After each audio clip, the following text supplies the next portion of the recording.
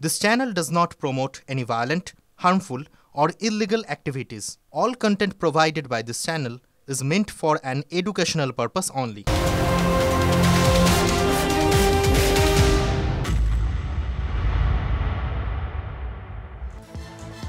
দেখছেন টিভি9 বাংলা। আত্রের সঙ্গে রয়েছে আমি শুভজিৎ আত্রে। ঘড়ির কাঁটা দুপুর মানেই ফুল অ্যান্ড ফাইনাল। আর এই মুহূর্তে একটা গুরুত্বপূর্ণ খবরের দিকে নজর রাখতে হচ্ছে। বিএলওর কাছ থেকে এনুমারেশন ফর্ম পেয়েছেন মুখ্যমন্ত্রী। যতক্ষণ বাংলার প্রতিটি মানুষ ফর্ম পূরণ না করছেন ততক্ষণ ফর্ম পূরণ করবেন না বলে জানিয়েছেন মমতা বন্দ্যোপাধ্যায়। তিনি নিজের হাতে বিএলওর কাছ থেকে এনুমারেশন ফর্ম নেননি বলেও দাবি মুখ্যমন্ত্রীর। সেই পোস্ট আপনাদেরকে আমরা দেখাচ্ছি। এই মুহূর্তে টেলিফোনে আমাদের সঙ্গে রয়েছেন সুকান্ত মজুমদার। সুকান্ত বাবু, গোটা বিষয়টা আপনি কিভাবে ব্যাখ্যা করবেন? দেখুন, প্রথমত যদি মুখ্যমন্ত্রী দাবি করে থাকেন যে উনি বিএলওর কাছ থেকে নিজে হাতে ফর্ম নেননি, তাহলে পরে তো বেআইনি কাজ হয়েছে। ওই ফর্মকে গ্রাহ্য হওয়া উচিত না, কারণ প্রত্যেককে তার নিজের পরিবারের বা কারো মাধ্যমে বা নিজে তার সেই ফর্ম তার হাতে দেওয়ার কথা।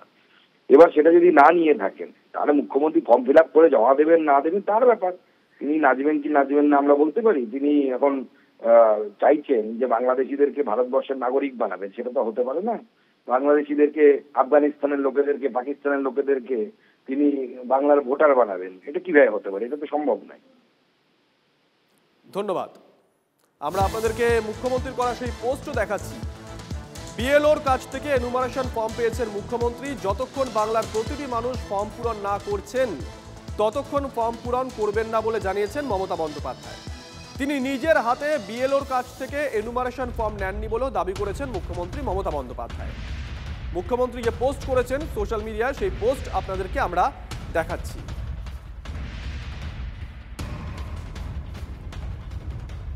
মুখ্যমন্ত্রী যে পোস্ট করেছেন, তিনি লিখেছেন, গতকাল দায়িত্বপ্রাপ্ত বিএলও আমাদের পাড়ায় এসেছিলেন তাদের নির্দিষ্ট কাজ করতে। কর্মসূত্রে আমার রেসিডেন্স অফিসে এসে রেসিডেন্সের কজন ভোটার জেনেছেন এবং ফর্ম দিয়ে গেছেন। যতক্ষণ না বাংলার প্রতিটি মানুষ ফর্ম পূরণ করছেন আমি নিজে কোনো ফর্ম পূরণ করিনি এবং করবও না। বিভিন্ন সংবাদ মাধ্যম ও সংবাদপত্র প্রকাশ করেছে যে আমি বাসভবন থেকে বেরিয়ে এসে নিজের হাতে বিএলওর কাছ থেকে এনুমারেশন ফর্ম গ্রহণ করেছি। এই খবর সম্পূর্ণ মিথ্যা, বিভ্রান্তিকর এবং উদ্দেশ্য প্রণোদিত অপপ্রচার, এমনটাই পোস্ট করেছেন মুখ্যমন্ত্রী মমতা বন্দ্যোপাধ্যায়। অরূপ চক্রবর্তী এই মুহূর্তে আমাদের সঙ্গে রয়েছেন, তৃণমূল কংগ্রেস মুখপাত্র।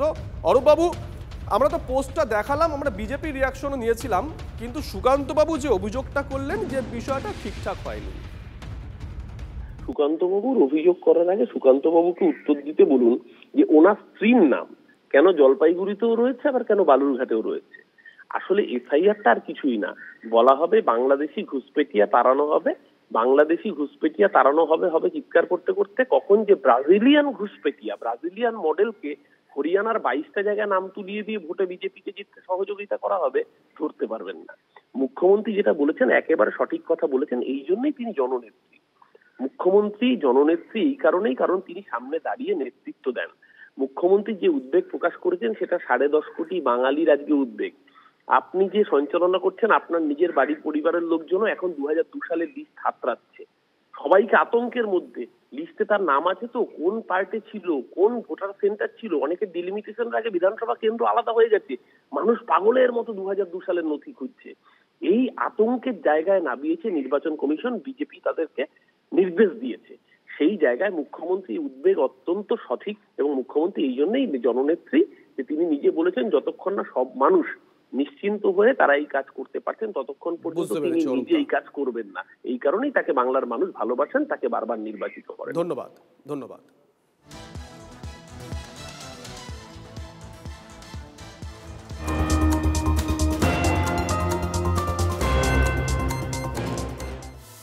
এবার অনুব্রত মণ্ডলের ভবিষ্যৎবাণী আপনাদের শোনায়। তিনি বলছেন এসআইআর এর পরেই বাংলায় এনআরসি হবে। এসআইআর এর নাম যদি বাদ যায় তাহলে এনআরসিতে ডাকবে, যেমন অসমে হয়েছে। এই দাবি কেষ্ট মণ্ডলের। এনআরসি হলে শুধু মুসলিমরা নন হিন্দুরাও জেলে থাকবে এই দাবি করছেন তিনি।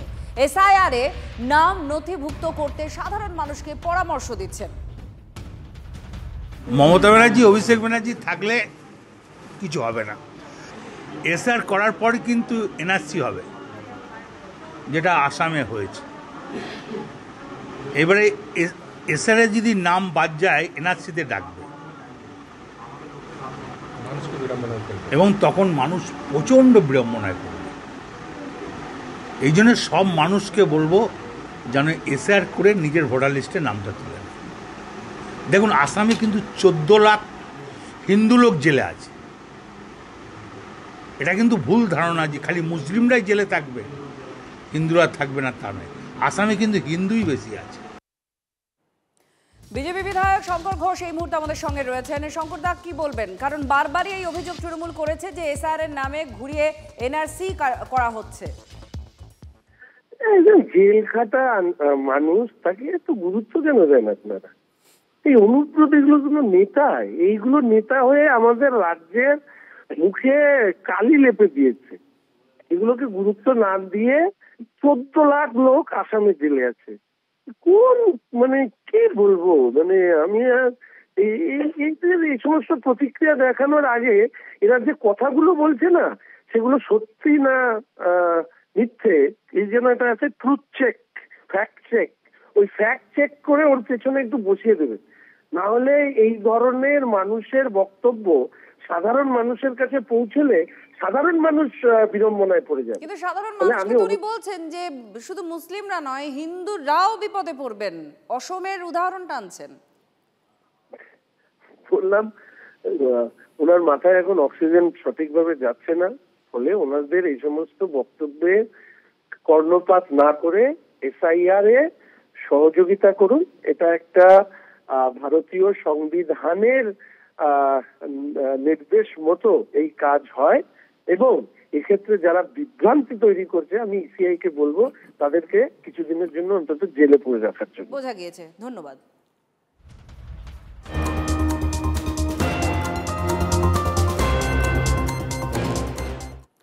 আর এবার আপনাদেরকে আবারও নিউ টাউনে নিয়ে যাব।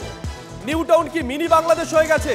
পূর্ব পাড়ার পর এবার উত্তরা মাঠের ঘুনি বস্তি। বাংলাদেশি অনুপ্রবেশকারীদের ডেরার হদিশ পেয়েছি আমরা। অবৈধভাবে অনেক বাংলাদেশি বসবাস করেন উত্তরা মাঠের ঘুনি বস্তিতে। আমরা দাবি করছি না, দাবি করছেন স্থানীয় বাসিন্দারাই। আর এসআইআর শুরুর পর সেই সব অনুপ্রবেশকারীরা পালিয়ে গেছে বলেও স্থানীয় বাসিন্দারা দাবি করছেন। সুমন আমাদের সঙ্গে লাইভে রয়েছেন। সুমন, গতকাল আমরা ছবি দেখেছিলাম, রঞ্জিত ছবি দেখিয়েছিল, সুশোভন ছবি দেখিয়েছিল, আজকে তুমি পৌঁছে গেছো। আরে এটাই তো প্রশ্ন, যে এত বাংলাদেশি অনুপ্রবেশকারী তারা ঘাঁটি গাড়লো কি করে দিনের পর দিন ওখানে? দেখো, এখানে মূলত যারা থাকেন তারা অস্থায়ী বাসিন্দা। তুমি দেখতে পাচ্ছ এই বাড়িঘরগুলো কোনোটাই কিন্তু স্থায়ী ঘর নয়, ঝুপড়ির মতন করে একটা অস্থায়ী বাসিন্দা। এবং এখানে স্থানীয় বাসিন্দারাই অনেকে বলছেন যে এখানে প্রচুর বাংলাদেশি তারা কিন্তু এসে বসবাস শুরু করেছিলেন। তবে এই এসআইআর আতঙ্ক শুরু হবার পরে, বিহারে যখন এসআইআর শুরু হয়েছে তখন কিন্তু অনেকে চলে গেছেন। আর এখন যারা আছেন তারা কিন্তু কাগজপত্র জোগাড় করার চেষ্টা করছেন, তার কারণ এখানে অনেকেই রয়েছেন যারা স্থানীয় বাসিন্দা। এই হচ্ছে নিউ টাউনের উত্তরা মাঠ, এবং সেখানে কিন্তু তারা তেমনটা দাবি করছেন যে স্থানীয় বাসিন্দারা যে কথা বলছেন যে এখানে যখন থেকে এই এসআইআর শুরু হয়েছে তখন থেকে অনেক মানুষ চলে গেছেন। ফলে এখন যারা আছেন তারা আইদার স্থানীয় বা তারা তাদের কাগজপত্র জোগাড় করার চেষ্টা করছে। সেজন্য তুমি দেখো যে এই এলাকাটাকে দেখলে অনেকটা বেশি শুনশান মনে হবে এখন।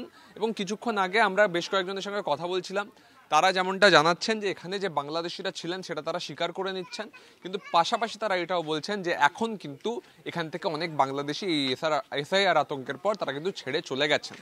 ফলে এই যে বাংলাদেশে অনুপ্রবেশ ঘটেছিল সেটা কিন্তু এখানকার স্থানীয় বাসিন্দারাই স্বীকার করে নিচ্ছেন। এবং শুধু এই একটা জায়গা না, আমি সূর্যেন্দুকে বলবো একবার ঘুরিয়ে দেখাতে, এরকম ঝুপড়ি অস্থায়ী বাড়ি এই পুরো এলাকা জুড়ে রয়েছে, এবং পুরো এলাকা জুড়েই কিন্তু বাংলাদেশিদের একসময় বসবাস ছিল।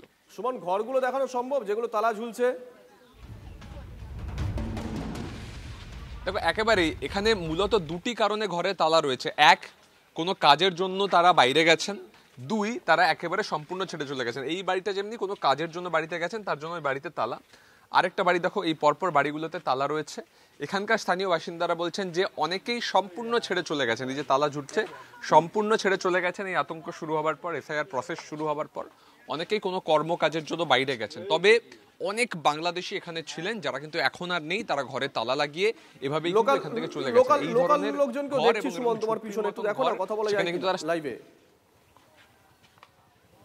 দেখো একেবারে আমি লোকাল লোকজনের সাথে বারংবার কথা বলছিলাম, তারা যেটা জানাচ্ছেন যে তাদের অনেকেরই কাগজপত্র রয়েছে। যেমন এই দাদার সাথে কথা হচ্ছিল, এই দাদা বলছেন তার পাসপোর্ট আছে, তাই তো? পাসপোর্ট বাড়ি থেকে সব ডকুমেন্টসও এনেছি, সবই আছে আমার, সবই রেডি রেখেছেন এসআইআর এর জন্য? হ্যাঁ হ্যাঁ হ্যাঁ, সব রেডি রেখেছি, যে ও ডকুমেন্টস তো আনতেই হবে।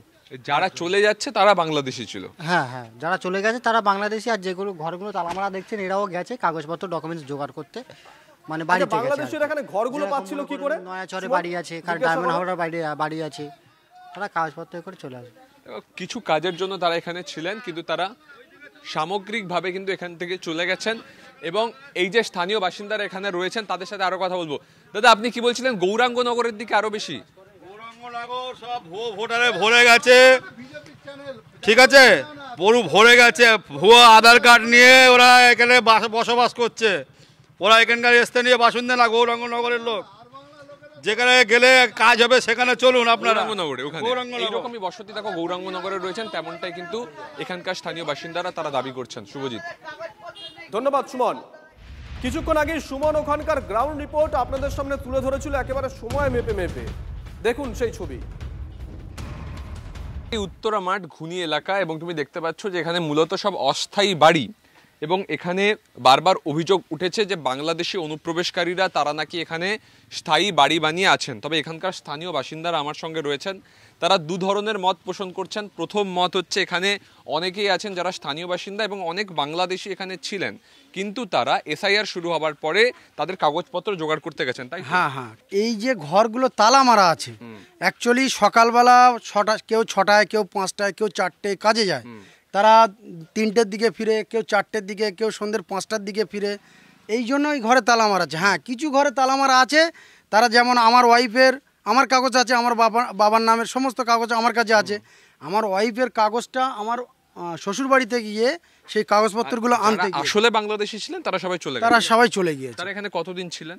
তারা কেউ 6 মাস, কেউ 1 বছর, কেউ 2 বছর, কেউ 4 বছর, এরকম থেকে যখন এসআইআর করার শুরুয়াত হয়েছে তারা বহু আগে চলে গিয়েছে। এই যে এসআইআর শুরু হয়েছে, এই হয়েছে সেই হয়েছে, এটা বিহারে যখন এসআইআর এর তখনই তারা চলে গেছে। তুমি দেখতে পাচ্ছ যে কেমন স্থানীয় বাসিন্দাদের মধ্যে থেকে আমরা যে কথা শুনতে পাচ্ছি যে এখানে কিছু বাংলাদেশি মানুষ ছিলেন। দেখো প্রত্যেকটা বাড়ি হচ্ছে এরকম অস্থায়ী বাড়ি, একেবারে ঝুপড়ি বাড়ি বলা চলে, স্থায়ী বাড়ি এখানে নেই।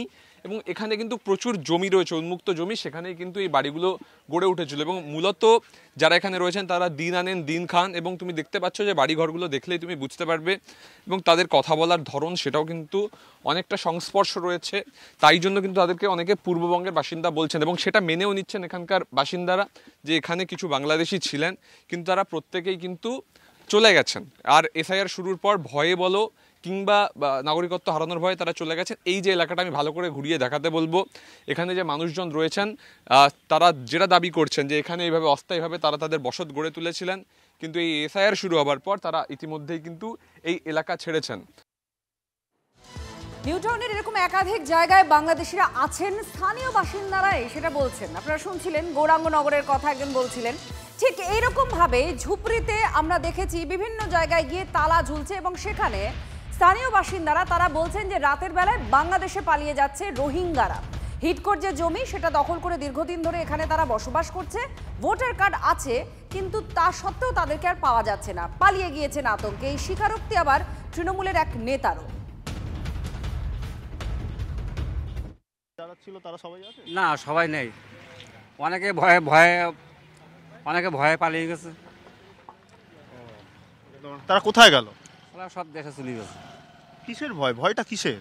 ভয় বিভিন্ন ভয় দেখাচ্ছে, যেখান থেকে ধরি পুলিশই নিয়ে যাবে, গ্রেপ্তার করবে, মানে মারধর করবে। তাদের কি কার্ড, আধার কার্ড, ভোটার কার্ড কিছু হয়নি? হ্যাঁ, অনেকের ছিল, অনেকের হয়নি। এরকম আপনি বলছেন দেশে চলে গেছে, এটা বুঝলাম না, মানেটা কি?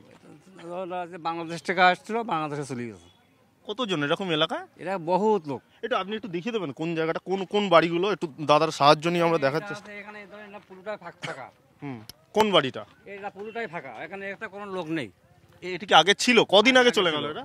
এরা গেছে প্রায় 1 মাসের মতন হয়ে গেছে। 1 মাসের মতো? হ্যাঁ। এই দিকের যে বাড়িগুলো দেখছি এখানেও আছে, একটা পাশে একটা বস্তি রয়েছে, ওখানেও অনেক বসবাস করা বাংলাদেশের লোকজন রয়েছে। তারা সব ভয়ের ভিতরে আছে আর কি। ভয়ের ভিতরে। হ্যাঁ। আপনার তো নিজেরই আধার কার্ড ভোটার কার্ড যে বানিয়ে নিলেন, সেটা কি এখানে থাকতেই বানিয়ে নিলেন? আপনার কি কেউ এখানে আগে থাকতো? হ্যাঁ, এখানে তোমার আমাদের অনেক আত্মীয় স্বজন ছিল, নিজস্ব ওদের রেফারেন্সে বানিয়েছে। হ্যাঁ হ্যাঁ। এর ভিতরে মোট 15 ঘরের থেকে এখন বর্তমান 6-7 ঘর আছে, আর বাকি ঘর সব চলে গেছে। এটা তালামারা কেন? 1.5 বছর চলে গেছে, ভয়ে চলে গেছে। কবে আসবে বলেছে? না। এরা এই যে ভোটটা গেল, গত ভোটে গেছিল ভোট দিতে? হ্যাঁ, ভোট দিতে গেছিল।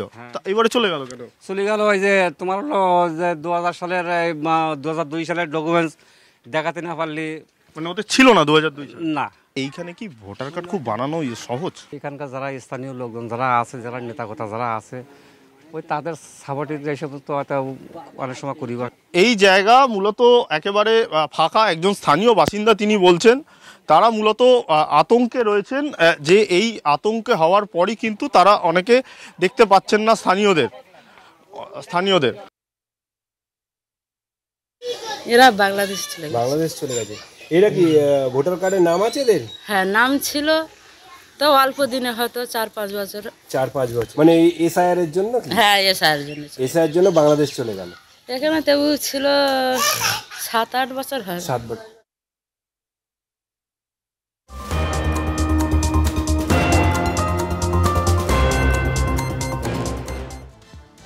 এদিকে এসআইআর আবহে বাংলাদেশি ভোটারের খোঁজ পাওয়া গেছে কোচবিহারের দিনহাটায়। মাত্র 2 বছর আগে বিয়ে বাংলাদেশির হাতে ভারতের ভোটার কার্ড। তৈরি হয়ে যায় প্যান কার্ড, আধার কার্ড, ড্রাইভিং লাইসেন্স। ভারতীয় পাসপোর্ট পেতে করা হয়েছে আবেদন। TV9 বাংলার হাতে নীলুফা ইয়াসমিনের যাবতীয় নথি। ইতিমধ্যেই বাতিল বাংলাদেশি মহিলার ভোটার কার্ড। কিন্তু কিভাবে 2 বছরের মধ্যেই তৈরি হলো ভারতীয় ভোটার কার্ড? প্রশাসনের কাদের কৃপায় পরিচয়পত্র বাগিয়ে নিয়েছিলেন এই বাংলাদেশি? এই প্রশ্ন কিন্তু এখনো উঠছে। কার্ড তো বিএলও থেকে দিন একটা ভিডিও দেখছে, সেই অনুযায়ী আমরা গেছিলাম। আমাদেরকে বলছে আপনারা নাগরিকত্বের জন্য অন্য কোনো প্রমাণ দেখাতে পারবেন না? আমাদের কাছে কোনো তো প্রমাণ নেই, যা আছে ওই লং টার্ম ভিসা আছে, পাসপোর্ট আর লং টার্ম ভিসা, এছাড়া এর কোনো অন্য কোনো ডকুমেন্ট নেই। আর এটাই আমাদের দেওয়া হয়েছিল। ওরাও দেখলো, হ্যাঁ এটা আমাদের মিস্টেক হয়ে গেছিলো। উনি ভিডিও স্বীকার করলো যে ওরা কাজ করে ইলেকশন কমিশন এখানে। তারপরে বললো কি ঠিক আছে, আপনার একটা লিখিত দিয়ে দেন যে এখানে আমরা ডকুমেন্ট প্রডিউস করতে না পারায় ভোটার কার্ডটা বাতিল বলে গণ্য হলো। বলতেন ঠিক আছে। ওরাই বলতে যে 6 বছর পরে নাগরিকত্বের জন্য আবেদন করবেন হোম অ্যাফেয়ার্সের, মিনিস্ট্রি অফ হোম অ্যাফেয়ার্সে, তারপরে ওখানে আবেদন করলে আবার আপনারা পাবেন ভোটার কার্ড আর কি। কোথায় বাড়ি ছিল বাংলাদেশের? সিলেট প্রপার সিটিতেই। ওর মা গেছিলো, আমি গেছিলাম, আমরা 3 জনেই গেছিলাম। ছেলে, ওর মা, আমি বিয়ে করছিলাম ওখানে, সরকারিভাবে বিয়েও হয়েছিল। এখানে আমার বড় ছেলে ওই সূত্র পাইছে ভোটার কার্ড বানার একটা ইস্যু আছে, সাবমিট করছে এবং কিছু লুকিয়ে নেই, সব কিছু বলছে বাংলাদেশি নাগরিক, এখানে এক্স ভিসা আসছে, ওইভাবে অ্যাপ্লাইও করছে, ওরা সাবমিট করে দিয়েছে। পরে ওটাকে কিছুদিন পরে 1 বছর না 6 মাসের মধ্যে আমাদের ডাকছে বিডিও অফিস থেকে, ইডিও অফিস থেকে ডাকছে, ইডিও অফিস চেম্বারে আমরা সবাই গিয়ে ওটা বাতিল করি, সই করে আসছি। এই পর্যন্ত কার্ড তো বিএলও থেকে দিন একটা ভিডিও দেখছে, সেই অনুযায়ী আমরা গেছিলাম। আমাদেরকে বলছে আপনারা নাগরিকত্বের জন্য অন্য কোনো।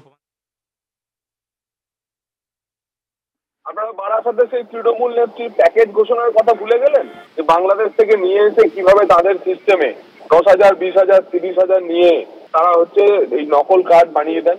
তো এই তো চলছে পশ্চিমবঙ্গে। সেই কারণেই তো এসআইআর করার ফলে মিছিল করতে হচ্ছে শাসক দলকে। ভোটার তালিকা শুদ্ধিকরণে যখনই বাংলাদেশিদের বাছাই করার কাজ শুরু হচ্ছে, তখনই উৎকণ্ঠায় রয়ে গেছে তৃণমূল কংগ্রেস।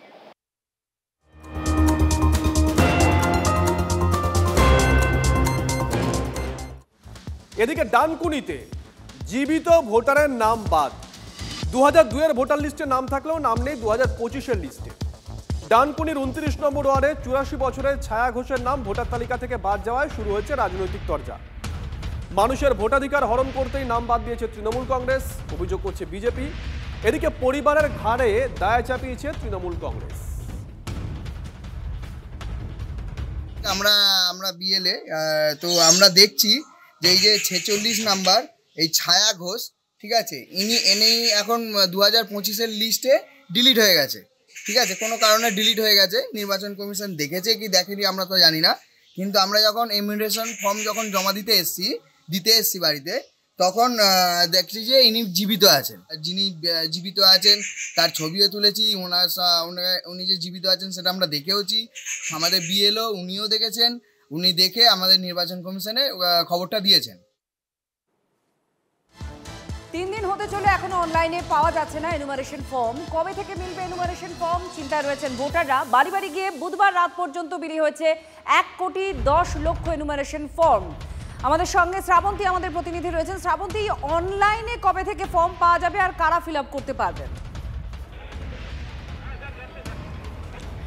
দেখো, এই সপ্তাহের মধ্যেই চালু হতে পারে অনলাইনে ফর্ম এবং স্পষ্টভাবে নির্দেশিকা রয়েছে কমিশনে। শুধুমাত্র যারা রাজ্যের বাইরে রয়েছেন তারাই যে এই সুবিধা পাবেন এমন নয়, যারা এ রাজ্যে রয়েছেন, অনেক সময় হয় যে কর্মসূত্রে তারা বাড়িতে ফিরতে অনেক রাত্রি হয়ে যায়, তারাও এই অনলাইনে সুবিধা পাবেন। এখন কেন এত দেরি হচ্ছে, কমিশনের যেটা ব্যাখ্যা রয়েছে, বিহারের ক্ষেত্রে অনলাইন ফর্মের ক্ষেত্রে শুধুমাত্র হোয়াটসঅ্যাপের মাধ্যমে সেটি সহজে করা যেত, কিন্তু এবার আরও বেশি অথেন্টিক করার জন্য ডিজিটাল সিগনেচারেরও ব্যবস্থা করতে পারে কমিশন। এই প্রক্রিয়াটার জন্য বেশ কিছুটা সময় লাগছে এবং এটা একটু জটিল প্রক্রিয়া হবে।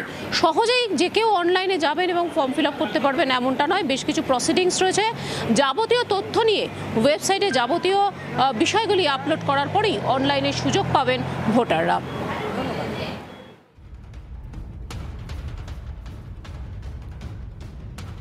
দেখুন, 2002 সালের ভোটার লিস্টে আপনার বাবা অথবা আপনার মায়ের নাম থাকলে ভালো, না থাকলে অযথা দুশ্চিন্তা করবেন না। সেক্ষেত্রে কি করতে হবে দেখে নিন।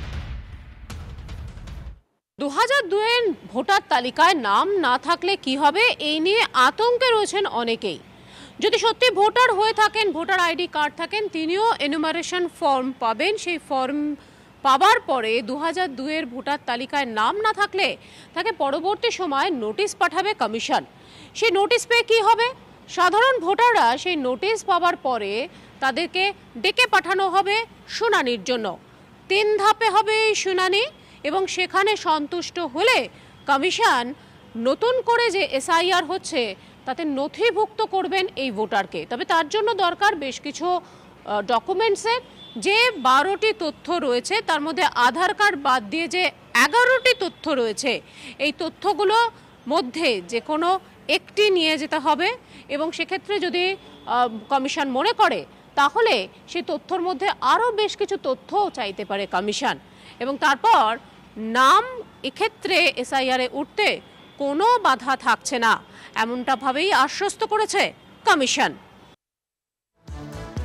জোরদার এসআইআর হচ্ছে বাংলায়, crore crore form, enumeration form, সেটা প্রিন্ট হচ্ছে কলকাতায়। আর তার জন্য ঘুম উড়েছে প্রিন্টিং প্রেসের মালিক আর কর্মীদের। রাত জেগে তাদেরকে কাজ করতে হচ্ছে। প্রিন্ট হচ্ছে 2 থেকে 3 লাখ ফর্ম, পার্ট আর এসি নাম্বার লিখে পৌঁছে দিতে হচ্ছে কমিশনের অফিসে, আর সেখান থেকে সেটা বিএলওদের কাছে পৌঁছে যাচ্ছে। গোটা রাজ্য জুড়ে পৌঁছে দিতে হবে এনিউমারেশন ফর্ম। তাই যে প্রিন্টিং প্রেসগুলো রয়েছে সেগুলোতে রাত জেগে প্রায় কাজ চলছে। এখনও কিন্তু বহু জায়গায় এনিউমারেশন ফর্ম পৌঁছানো বাকি এবং এভাবেই কিন্তু প্রিন্ট করার পরে এসি নাম্বার এবং পার্ট নাম্বার ধরে সেগুলো প্রিন্ট হয়ে বেরোচ্ছে। রাতারাতি সেগুলো কিন্তু পৌঁছে যাচ্ছে যে সংশ্লিষ্ট বিধানসভা রয়েছে সেখানে এবং বিএলওদের হাতে। মূলত কয়েকটি জেলার কাজ চলছে, এখানে কয়েকটি বিধানসভার কাজ চলছে এবং সেই জেলা বাড়ি, বিধানসভা বাড়ি রিপোর্ট তৈরি করে তা দ্রুত পৌঁছে দেওয়া হচ্ছে বিএলওদের কাছে। কয়েক কোটি প্রিন্টিং ফর্ম বেরোচ্ছে কয়েকদিনের মধ্যে, সেই ফর্ম বের করতে হচ্ছে। তার জন্য প্রিন্টিং প্রেসগুলোর কিন্তু কোনো বিস্তার নেই, রাত জেগে কাজ চলছে। ক্যামেরা সূর্যেন্দুর সঙ্গে সুমন, TV9 বাংলা, কলকাতা।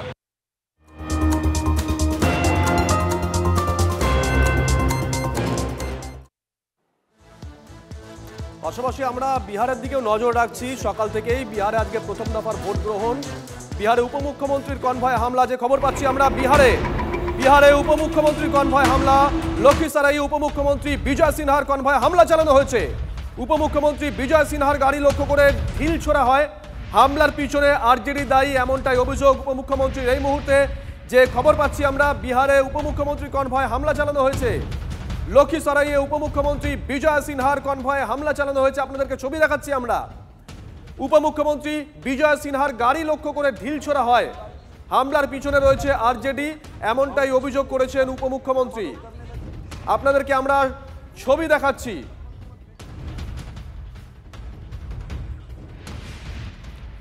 আমরা সকাল থেকেই বিহারের ভোটের দিকে নজর রাখছিলাম, মাত্রই ঘন্টায় ঘন্টায় আমাদের সহকর্মীরা তাদের কাছ থেকে লাইভ আপডেট নিচ্ছিলাম যে কি পরিস্থিতি, কি বৃত্তান্ত। আর এই মুহূর্তে আমরা যে খবর পাচ্ছি, বিহারের উপমুখ্যমন্ত্রীর কনভয়ে হামলা চালানো হয়েছে লখিসারাইয়ে।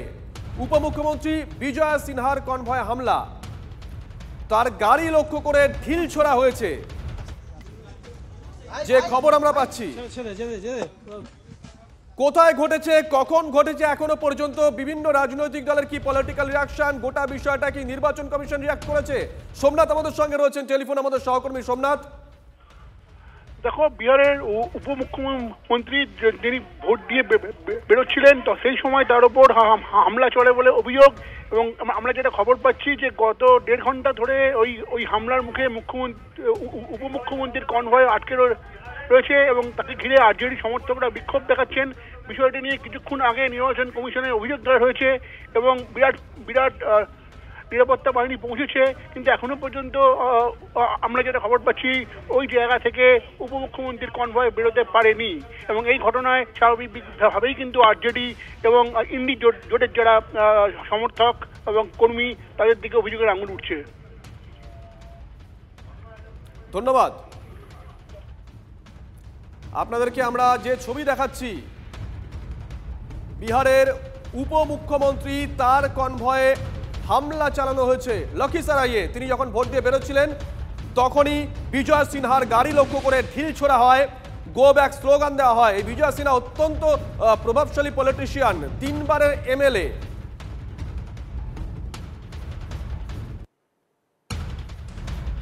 বিহারের আজকে প্রথম দফা নির্বাচন, 121টি আসনে নির্বাচন হচ্ছে, 1314 জন এই প্রার্থীর ভাগ্য নির্ধারণ হচ্ছে। আর বিহারের ভোটের উপর আমাদের রাজ্যের একটা আলাদা নজর এবার বিশেষভাবে আছে, তার কারণ প্রথম বিহারে এসআইআর হওয়ার পর এবার ভোট হচ্ছে, আর আমাদের রাজ্যে এসআইআর শুরু হয়েছে, তো তার একটা আলাদা গুরুত্ব। এবং আমাদের সমস্ত পলিটিক্যাল লিডার্স থেকে শুরু করে সাধারণ মানুষ প্রত্যেকের নজর রয়েছে বিহারের ভোটের ওপরে। আর মগধভূমে মূল লড়াই হচ্ছে এনডিএ আর বিজেপি বিরোধী জোট ইন্ডিয়ার বিহার সংস্করণ মহাগঠবন্ধনের মধ্যে। প্রথম দফার ভোটে উল্লেখযোগ্যভাবে যে যারা প্রার্থী আছেন, হেভিওয়েট প্রার্থী আছেন অনেকেই। লালু পুত্র বিরোধী দলনেতা তেজস্বী যাদব আছেন, জনশক্তি জনতা দল যিনি গড়েছেন তেজ প্রতাপ অর্থাৎ তার দাদা, তিনিও লড়াই করছেন। 2 উপমুখ্যমন্ত্রী সম্রাট চৌধুরী আর বিজয় কুমার সিনহা, যার উপরে হামলা হয়েছে আপনারা কিছুক্ষণ আগেই দেখছিলেন, যার গাড়িতে ঢিল ছোড়া হয়েছে বলে অভিযোগ। বিজেপিতে যোগ দেওয়া ভোজপুরি গায়িকা मैथिली ঠাকুরের ভাগ্য নির্ধারণ হবে। 243 আসন বিহারের বিধানসভা, আর তার মধ্যে আজ 121টি আসনে ভোট হচ্ছে। আগামী দ্বিতীয় ফেজে 11ই নভেম্বর আবার ভোট আছে। पटना वुमेन्स कॉलेज में मौजूद हूं और यहाँ पे लोग वोट करने के लिए सुबह से भी आए, उनसे बात करते हैं क्या बड़े मुद्दे हैं जिनको लेकर आप लोग वोट कर रहे हैं। एक ही मुद्दा है, विकास का मुद्दा है। वो सही होना चाहिए और ये जो बिहार में जो विकास है वो आ चुका है और अच्छा तरह से डेवलपमेंट बड़ा मुद्दा है। जी जी आपको लगता है कि जंगल राज भी एक मुद्दा है इस बार? देखिए, वही बात तो है, जंगल राज को तो बाहर नहीं ना चाहेगा बिहार के पब्लिक। 2090 से 2005 तक, वो 1990 से 2005 तक के जो दौर था, वो फिर से बिहार नहीं चाहेगा कि ललटेन राज आए। और फिर से अब तो बिहार सोच रहा है कि भाई ट्रिपल डेकन पर कब चढ़ेंगे पुल का, उसके विकास के रफ्तार में चल रहा है। आप लोगों को क्या लगता है कौन से मुद्दे हैं जिनको लेकर चुनाव वोट के लिए लोग आ रहे हैं? ऑफ कोर्स सोशल सिक्योरिटी है, डेवलपमेंट है और बाकी जितनी चीजें हैं, जो रंगदारी और गुंडागर्दी और जो जिस तरह का दौर हम लोगों ने देखा है, सुना है ज्यादा और देखा भी थोड़ा बहुत है, तो वो चीजें बिल्कुल वापस पलट के नहीं आनी चाहिए। इसके लिए युवाओं का क्या कोई मुद्दा है इस बार? युवाओं का मुद्दा है थोड़ा सा शिक्षा पर ध्यान देना है और सरकार को। ऐसे विकास में वोट हो चाहे प्रशासन हो, ये सब पर सही रहा है, सिर्फ शिक्षा पर थोड़ा सा डाउन है बिहार, उस पर थोड़ा सा सरकार को ध्यान देना चाहिए। महिलाएं भी मौजूद है, उनसे बात करते हैं। सर, एक बात बताएं कि किस तरह के मुद्दों को ध्यान में रखकर आप लोग वोट कर रहे हैं? देखिए, मुद्दा सबसे इम्पोर्टेंट है कि हमारा विकास, और विकास पे ही फोकस होनी चाहिए। सरकार जात पात से उठ के हम लोगों को हमेशा काम करना चाहिए। जात पात बहुत आड़े आती है हमको सरकार चुनने में, वही सरकार आए जो हमारे बिहार के विकास पे ज्यादा से ज्यादा फोकस। महिलाएं किस तरीके से वोट कर रही हैं ध्यान में रख के? महिलाओं लोग को अभी बहुत सारा काम करने की मतलब यहाँ पर मिल रहा है और अपने आप को डिपेंडेंस समझती है, वुमेन एम्पावरमेंट, बहुत सारा चीज़ यहाँ पे मिल रहा है। तो इस चीज़ से महिला लोग जागरूक होकर आ रही हैं वोट करने के लिए। ठीक है।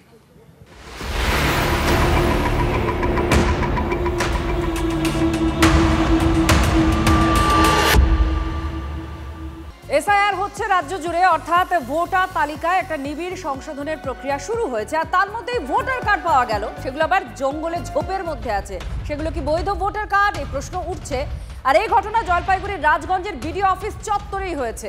বিডিও অফিস চত্বরে এই ঝোপে ছড়িয়ে ছিটিয়ে ভোটার কার্ড পড়ে আছে, আপনারা দেখতে পাচ্ছেন। এসআইআর আবহে কে বা কারা এগুলো ফেলে গেল, এই প্রশ্ন উঠছে। উত্তরবঙ্গ কমিশনের গুরুত্বপূর্ণ বৈঠকের মাঝেই এই ভোটার কার্ডগুলো পাওয়া নিয়ে অনেক প্রশ্ন শুরু হয়েছে ওঠা।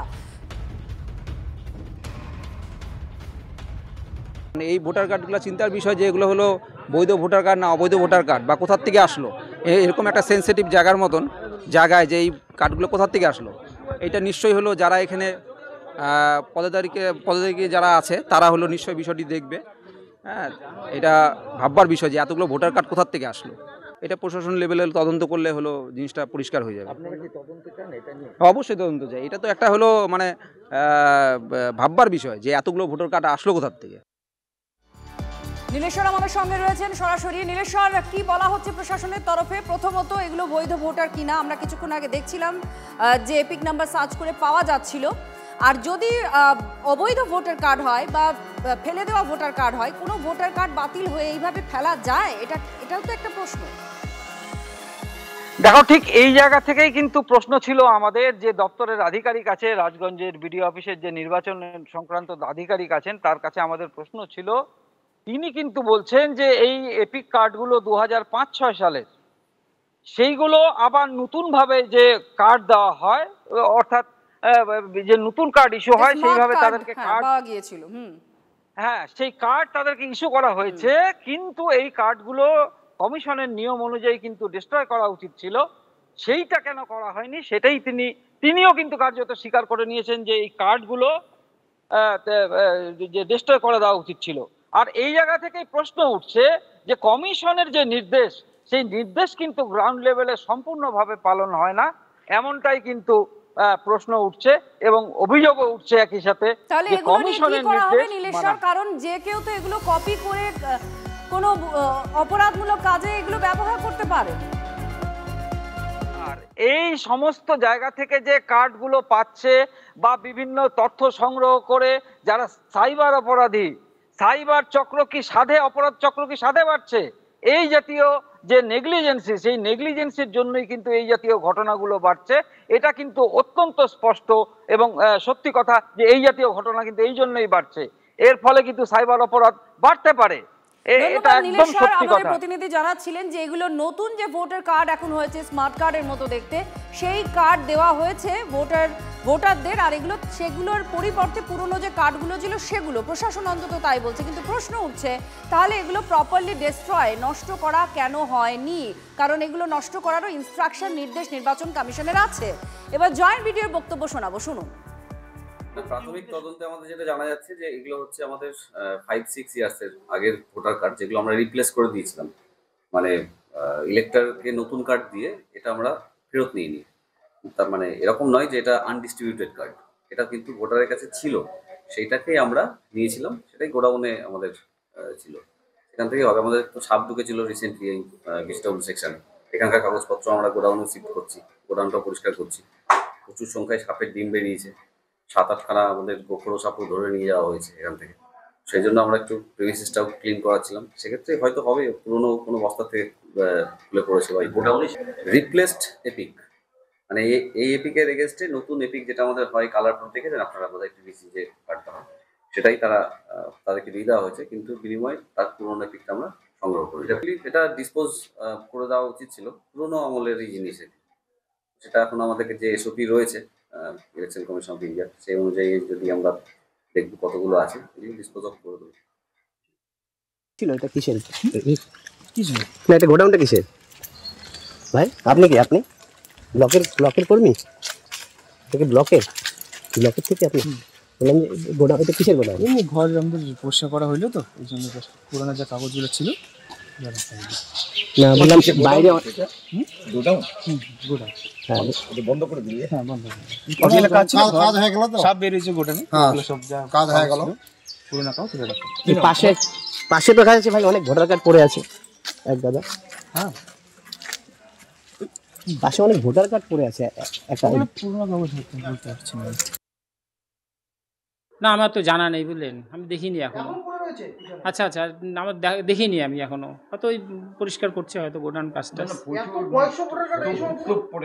না এটা আপনি তাহলে একটা কাজ করুন, ইলেকশন সেল আছে, ওসি ইলেকশন সাহেব আছেন, উনি বলতে পারবেন আর কি।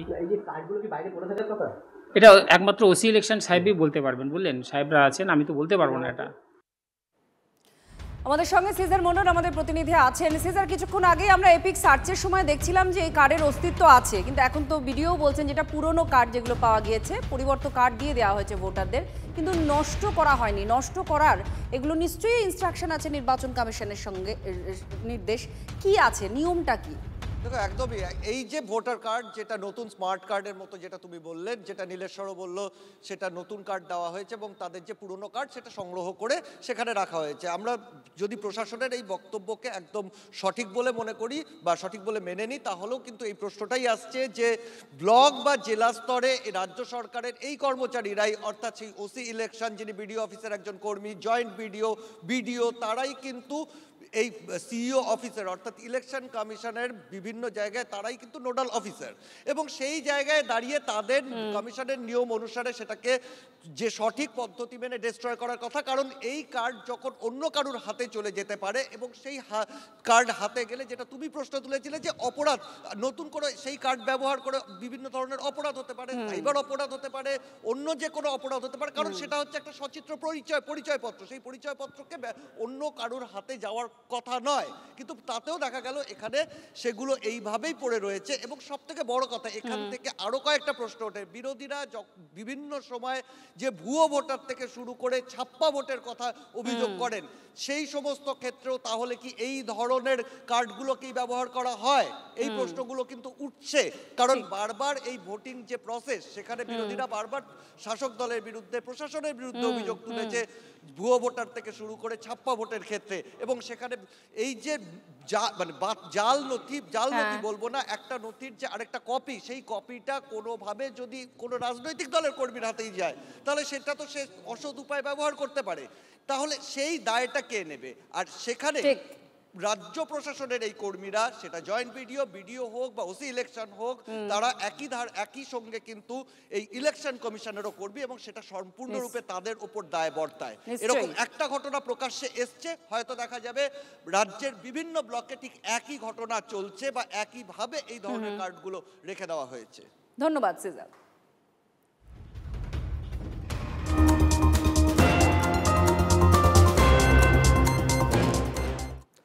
রাজগঞ্জে ঝোপে ভোটার কার্ড আর পূর্বস্থলীতে ডোবায় আধার কার্ড। কোথা থেকে কিভাবে এই রাশি আধার কার্ড এলো?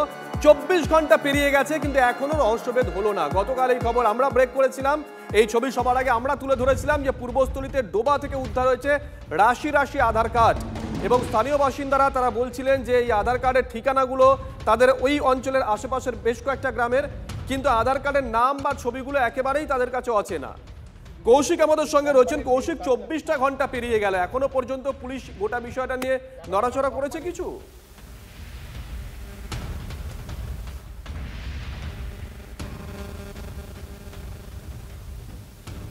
না কৌশিক, তোমার সঙ্গে পিসিআর যোগাযোগ করবে, একটু অডিওতে সমস্যা হচ্ছে। আমরা এই ছবি গতকাল সবার আগে আপনাদের সামনে তুলে ধরেছিলাম।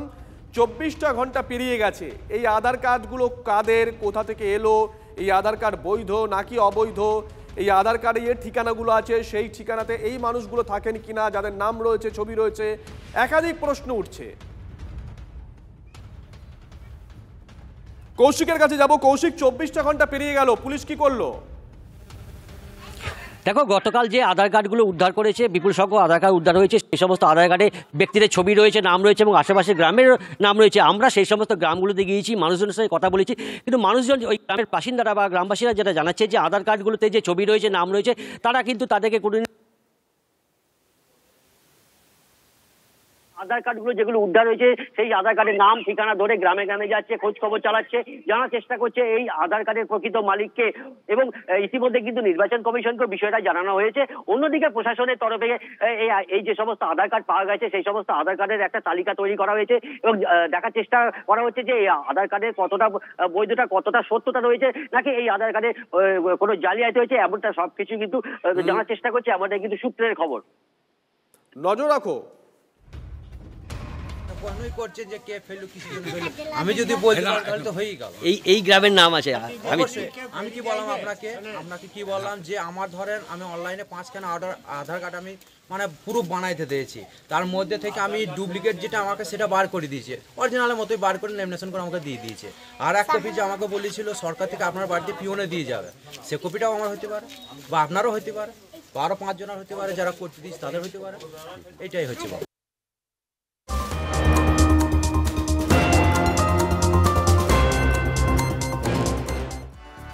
তৃণমূলের এক নেতা বিএলওদের ম্যান মার্কিং করানোর নির্দেশ দিচ্ছেন এবং তার জন্য বিএলএ যারা আছেন তাদেরকে বলছেন মহিলা কর্মীদের নিয়ে যান। দলের মহিলা কর্মীদের নিয়ে যেতে বিএলএদের নির্দেশ দিচ্ছেন তৃণমূল নেতা অঞ্জন দাস। জলপাইগুড়ির রাজগঞ্জে তা নিয়ে বিতর্ক, কমিশনে অভিযোগ জানাতে চলেছে বিজেপি, আর তৃণমূল পাল্টা আবার বলছে যে বিজেপি বাজার গরম করার চেষ্টা করছে।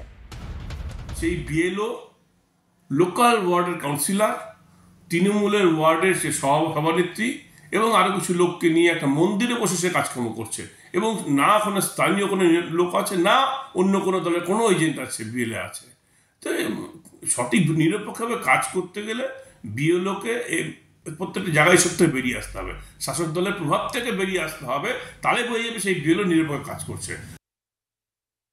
প্রথমত আমি বলি যে বিজেপির তো পশ্চিমবঙ্গে কোনো সংগঠন নেই এবং সংগঠন নেই দেখে এখন অবধি তারা মানে কোনো বুধেই বিএলএ সিলেকশন করতে পারেনি, বিএলএ 2 সিলেকশন করতে পারেনি। তো স্বাভাবিকভাবেই বিএলওরা যখন যাচ্ছে তখন তৃণমূলের বিএলএ 2রাই সঙ্গে যাচ্ছে, তো অন্য কোনো দলের বিএলএ 2 প্রতিনিধি নেই। তো এখন এটা দেখে তারা ইচ্ছাপরায়ণ হয়ে বা তারা বিতর্কের মুখে, কৈফতের মুখে তারা এই ধরনের কথা ছড়াচ্ছে। দেখুন, নির্বাচন কমিশনের তরফ থেকে স্পষ্ট বলে দেওয়া হয়েছিল যে আমার আপনার বাড়ির দরজা গিয়ে করা ধরবেন বিএলওরা, কিন্তু বোধহয় কেউ কোনো বিএলও সেই কমিশনের নির্দেশকে কার্যত বুড়ো আঙুল দেখাচ্ছে, বাড়ি বাড়ি যাচ্ছেন না, ক্যাম্প করে বসে আছেন। এমন বিএলও সন্ধান পেয়েছি আমরা পাঁশকুড়ায়, আর সেই ক্যাম্প ঘিরে রেখেছেন তৃণমূল কংগ্রেসের কর্মী সমর্থকরা। বিতর্কে পাঁশকুড়া 47 নম্বর বুথের বিএলও শ্যামল সেনাপতি ভয়ে ক্যাম্পে যেতে পারছেন না, দাবি করেছেন বিজেপির বিএলএ। ইন্টারনেটের সমস্যার জন্যই তিনি নাকি ক্যাম্প করে এই এনুমারেশন ফর্ম বিলি করছেন। আজব সাফাই দিয়েছেন ওই বিএলও। না, ফর্ম পাইনি, আমাদের বাড়িতে দিতে আসেনি, গ্রামে কোথায় এক জায়গায় দেওয়া হচ্ছে। সমস্যা বলতে আমাদের দেখুন, আমরা কাজকর্মের লোক, আমরা জানি কি আমাদের বাড়িতে দিতে আসবে, কিন্তু সেক্ষেত্রে ওরা আসেনি। গিয়েছিলাম, দেওয়া হচ্ছে, অনেক ভিড়ভাটা আছে, কতক্ষণ লাইন দেওয়ার আমার পক্ষে সম্ভব নয়, ঘুরে পালিয়ে আসে। লাইন দিয়ে ফর্ম দিতে হচ্ছে? হ্যাঁ, কিছু লোক ভিড় হয়ে আছে না। নির্বাচনের আদেশ অনুযায়ী তো অগ্রাহ্য হচ্ছে, অত চাই বাড়ি বাড়ি যেভাবে নির্বাচন কমিশনের আদেশ সেই অনুযায়ী করা দরকার। হঠাৎ করে এই একটা জায়গায় বসে সবাইকে দিচ্ছেন নিয়ম বহির্ভূতভাবে। আমি তো বললাম যে একটা জায়গায় বসতে, আমি তো এই পাড়াটাতে আমাকে তো ঢুকবো, আমি তো কারো বাড়ি চিনিই না, আমি তো এই গ্রামের বাসিন্দা নই। সিস্টেম অনুযায়ী আমার গ্রামের আমাকে বিএলও দেওয়া উচিত ছিল, তো আমি বলছি আমি তো এই গ্রামের বাসিন্দাই নয়, তো আমি চিনি না, ওদের 2-4 জনকে চিনি। তখন ওই বাড়িতে গেলাম, ওরা বললেন ঠিক আছে স্যার বসুন। হ্যাঁ, ওনারাই বললেন যে ঠিক আছে এক কাজ করুন না, আপনি তো চেনেন না ঠিকঠাক, এইখানে বসুন, আমরা নিজেরা করে নিচ্ছি। কোথাও না কোথাও গিয়ে কি আপনার সুবিধার জন্য নিয়মটাকে ভাঙতে হলো আপনাকে?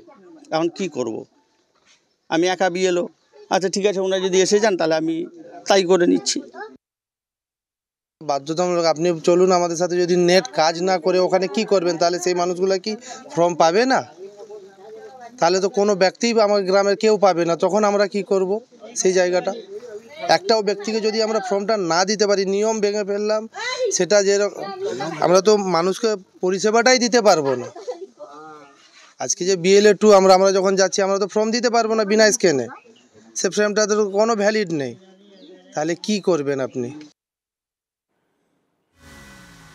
এবার আরো একটা এরকম ছবি দেখাবো। কুলটি বিধানসভা, সেখানে বিষ্ণুবিহারে বিএলওদের কাজ নিয়ে বিতর্ক। কি না আবাসনে ঢুকছেন না, টেবিল চেয়ার পেতে একটা শিবির খুলেছেন, সেখানে ফর্ম দেওয়া হচ্ছে। নিয়ামতপুর স্বর্ণা অ্যাপার্টমেন্টের বাইরে বসে ফর্ম বিলির অভিযোগ উঠল বিএলওদের বিরুদ্ধে। অভিযোগ বুথ নম্বর 99 আর 100, এই দুটো বুথের বিএলও কমিশনের নির্দেশ অমান্য করে বাড়ি বাড়ি না গিয়ে এক জায়গায় বসে এনুমারেশন ফর্ম দিচ্ছেন। বিএলওদের বিরুদ্ধে ব্যবস্থা নেওয়ার আর্জি জানাচ্ছে বিজেপি। 7 তলা অ্যাপার্টমেন্টে প্রতিটি ফ্ল্যাটে গিয়ে ফর্ম দেওয়া কঠিন, এই সাফায় অভিযুক্ত এক বিএলও। বাসিন্দাদের সুবিধার জন্য আবাসনের নিচে বসে ফর্ম বিলি দাবি করছেন অপর বিএলও। কিন্তু আপনাদের তো নির্দেশ আছে বাড়ি বাড়ি যেয়ে দিতে, যখন এখানে হয়ে যাবে তখন বাড়ি বাড়ি গিয়ে তো এখানে তো দেওয়ার নিয়ম না, ক্যাম্প করে তো দেওয়ার নিয়ম, বাড়িতে যেতে হবে, আপনাকে বোঝাতে হবে দেওয়ার নিয়ম, এটাই তো। আপনার কথাটা ঠিক, কিন্তু এখানে অনেক লোক বললো কি এখানে বসলে সবজন আসবে। কারা বললো? কারা বললো? স্থানীয় লোক। এনার বক্তব্য যে ফ্ল্যাটের লোকরা ইনি উঠতে পারবেন না, ফ্ল্যাটের লোকটা বলেছে যে আমরা নিচে এসে সব করে নেবো। তা আমি ওকে এটাই বললাম, ঠিক আছে এটা করলেন, ঠিক আছে, এরপরে ঘরে ঘরে যেতে হবে, এটা আমি বলে গেলাম। আপনাদেরকে হাওড়ার সাকরাইলের ছবি দেখিয়েছিলাম, আর এবার দেখাবো উত্তর 24 পরগনার পানিহাটির ছবি। স্কুলে বসেই বিলি হচ্ছে এনুমারেশন ফর্ম। 18 নম্বর ওয়ার্ডে একটি বেসরকারি স্কুলে বসে 18 নম্বর ওয়ার্ডে একটি বেসরকারি স্কুলে বসে অবলীলায় ফর্ম দিচ্ছেন বিএলও পলাশ সর্দার। ছবি তুলতে গেলে টিভি 9 বাংলাকে বাধা তৃণমূল কর্মীদের। কিভাবে স্কুলে বসে এসআইআর এর কাজ, আজব সাফাই তৃণমূল কাউন্সিলর।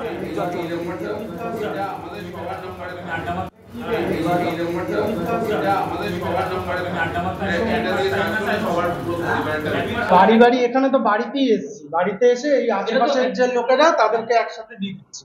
তারা এখানে তাহলে সুবিধা হচ্ছে।